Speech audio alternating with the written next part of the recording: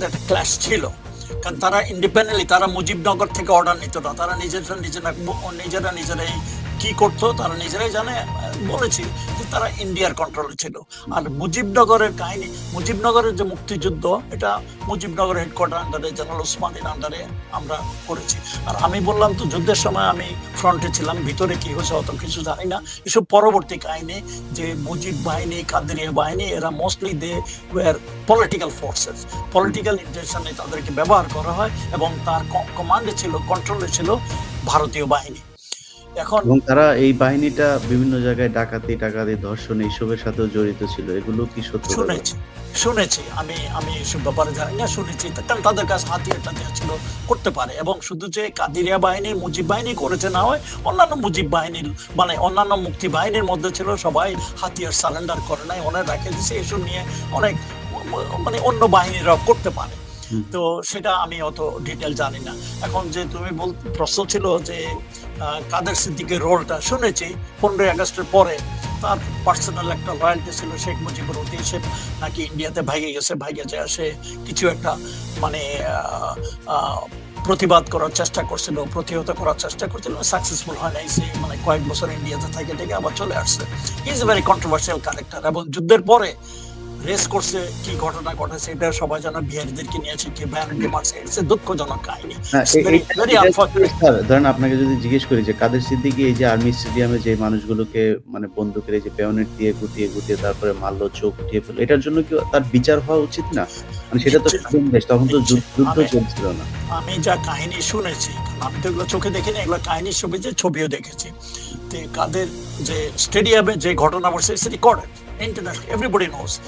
আমি শুনেছি কাদের সিদ্দিকী নাকি সাথে সাথে, তখনও কিন্তু মুজিবনগরের সরকার ঢাকায় আসে নাই, তাজউদ্দিন তখনও কলকাতায়, সে নাকি কলকাতা ছুটে যায়, সে মনে করেছিল যে তার বিচার টিচার হতে পারে, ওখানে যায় নাকি তাজউদ্দিন, এটা আমার কাহিনী, শোনা কাহিনী, আমি সঠিক জানি না। সে ছুটে গেছে, যায় ওনাকে বললো যে এই কাহিনী, যে মানে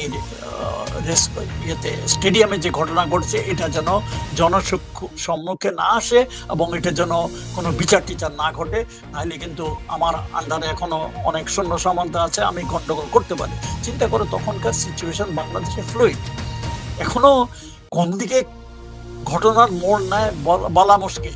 এই জন্য হয়তো তাজউদ্দিন মানে হাও বলে নাই, নাও বলে নাই, কিছু না বলে নাই, ঠিক আছে আপাতত ওদিকে আমরা যাচ্ছি না, তুমি যাও, কাদের সিদ্দিকী চলে আসছে। ইয়েস, তোমার কথা ঠিকই, বিচার হওয়া উচিত ছিল, কিন্তু করবেটাকে? তারপরে এখনো মামলা হওয়ার সুযোগ আছে, সেটা ইয়েস এখনো আছে, যদি ইনভেস্টিগেশন ঠিক মতো করা হয়। অথচ তারপরে তো কাদের সিদ্দিকী আনুষ্ঠানিকভাবে শেখ মুজিবের হাতে তার অস্ত্র সারেন্ডার করে স্টেডিয়ামেতে, বিরাট মানে ফ্যানফেয়ারের মাধ্যমে, ওগুলো শো দেখানো, কিন্তু সব দেওয়া হয় নাই। লোকজন অনেকে এখনো আছে, এবং কাদেরিয়া বাহিনী পরে রক্ষী বাহিনীতে যোগ দেয়, এবং রক্ষী বাহিনী দেশের মধ্যে কি করেছে এটা সবাই জানে। তারপরে এবং ইয়েকে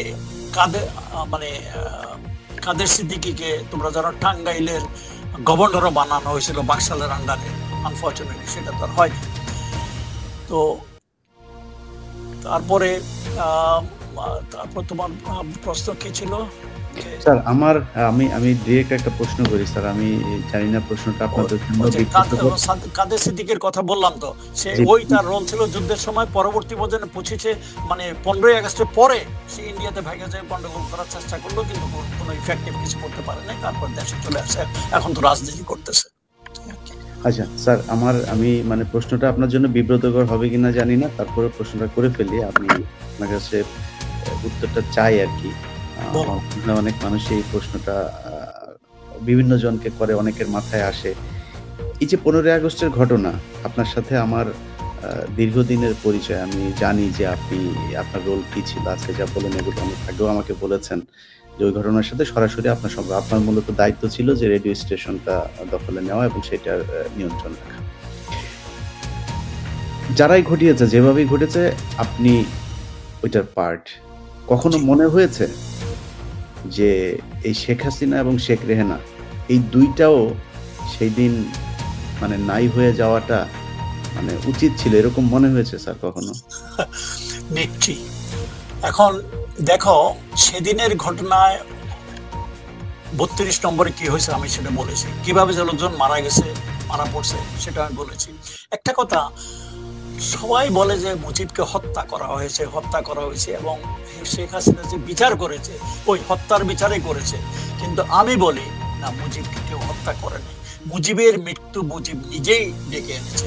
গত মুজিবের 44 মাসের রাজত্বকালে দেশে যে কি অনাচার অবিচার হয়েছে, সেটারই পরিণতিতে মুজিবের এই পরিণতি হয়েছে, এবং মুজিবকে যেতে হতো।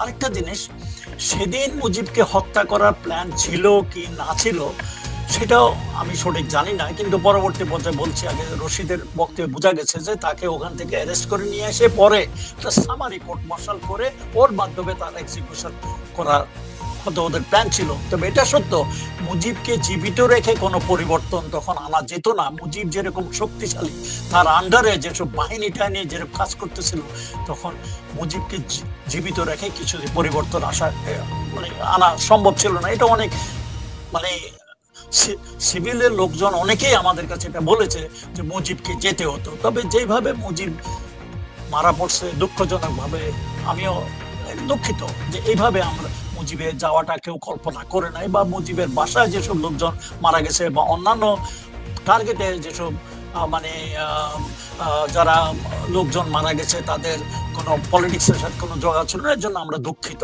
তবে হয় কি, এমন একটা বড় ঘটনা, এমন একটা কুতে, যা একটা যুগ পরিবর্তনই একটা ঘটনায়, ঐতিহাসিক ঘটনায়, যে কিছু লোক মারা পড়া এটা অনাকাঙ্ক্ষিত কিছু না, এরকম হয় নাই। তবুও আমি বলবো যে দুনিয়ার যত কুর ইতিহাস যদি তুমি দেখো, তার সাথে অনেক বেশি হতাহত হয়েছে। সেই ক্ষেত্রে 22 জন লোকের মৃত্যু সেদিন বিরাট কিছু না। এটা একজন আমেরিকার একজন জজ সাহেব এই মতামত দিছে যে 15ই আগস্ট যে অসাধ্য সাধন করেছে দেশের জন্য, যে ভবিষ্যতে যে ডেমোক্রেসির প্রক্রিয়াটা মানে নিয়ে এসেছে, সেই তুলনায় 15 জন লোকের মৃত্যু কিছুই না। যেখানে বাংলাদেশে প্রতিনিয়ত লোক বিভিন্ন কারণে পলিটিক্সে খুন খারাপি হচ্ছেই যাচ্ছে। অতএব এটা দুঃখজনক, সেদিন লোকজন যেভাবে মারা পড়েছে, এটা অন্যান্য লোকের কি আমার মতে আমরা এরকম কল্পনা করিনি, এরকম হতে দেওয়া হয়নি। তবে মুজিবকে জীবিত রেখে এটা কখনো চেঞ্জ আনা সম্ভব ছিল না। আচ্ছা স্যার, মানে এই যে 72-এর পর থেকে 75-এর আগ পর্যন্ত শেখ মুজিবের এই যে সময়টা মানে কেমন ছিল, একটু আপনারা তো ওই সময় নিজের চোখে দেখেছেন, এটা আমাদের আগ্রহ আছে জানার। ওকে ওকে শেখ মুজিব যখন বাংলাদেশে আসে 10ই জানুয়ারি 1972, তুমি তখন নিজেই, তোমার জন্ম হয় নাই, যোগ্য কাহিনীটা শুনে থাকো, ছবি টবি দেখে থাকো। The reception I received in Dhaka airport এবং পরে সরওয়ার্দী উদ্যানে লোকজনের ভালোবাসা যেরকম পেয়েছে, দুনিয়ার কোনো নেতা এরকম পেয়েছে বলে আমার মনে নাই। কারণ এটা সত্য যে 71-এর আগে মুজিবের অবদান ছিল বিভিন্ন, এটা অস্বীকার করা যায় না, বহু অবদান ছিল, লোকজনকে জাগ্রত করা, পাকিস্তানের এগেনস্টে করা। কিন্তু দুঃখজনকভাবে যেই মুজিব সারা জীবন যুদ্ধ করেছে, সংগ্রাম করেছে মানুষের মানে গণতন্ত্রের জন্য, মানুষের অধিকারের জন্য, হিউম্যান রাইটসের জন্য, আর তিনি ক্ষমতায় বসে কিছুদের মধ্যে এগুলো সব পাল্টে গেলেন, বনে গেলেন বিরাট একজন স্বৈরাচার, অত্যাচারী স্বৈরাচার। এটাই এটা আশ্চর্যের ব্যাপার। মুজিবের 71-এর আগের মুজিব একরকম, 71-এর পরের মুজিব একরকম।